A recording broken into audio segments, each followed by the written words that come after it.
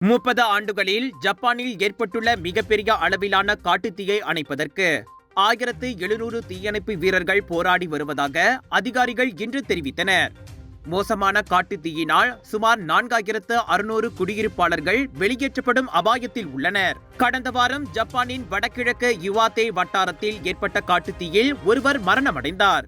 காட்டுத்தீ காரணமாக அந்த வட்டாரத்தில் குறைவாக மழை பொழிந்ததோடு ஜப்பான் முழுவதும் கடந்த ஆண்டு வெப்பமான சீதோஷண நிலை பதிவாகியது.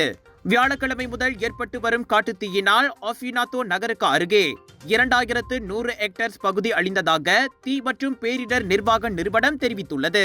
டோக்கியோ உட்பட ஜப்பானின் 14 வட்டாரங்களை சேர்ந்த தீயணைப்பு படை வீரர்கள் 16 ஹெலிகாப்டர்களின் துணையோடு தீயை அணைப்பதற்கு போராடி வருகின்றனர். இந்த நடவடிக்கைக்கு ராணுவ வீரர்களும் உதவி வருகின்றனர்.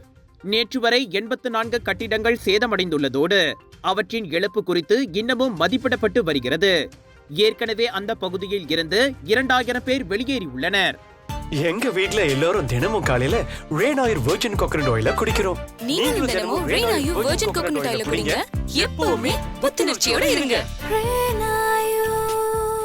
ஒவ்வொரு பொழுதும் ரெய்னாயூருடன் தொடங்குங்கள்.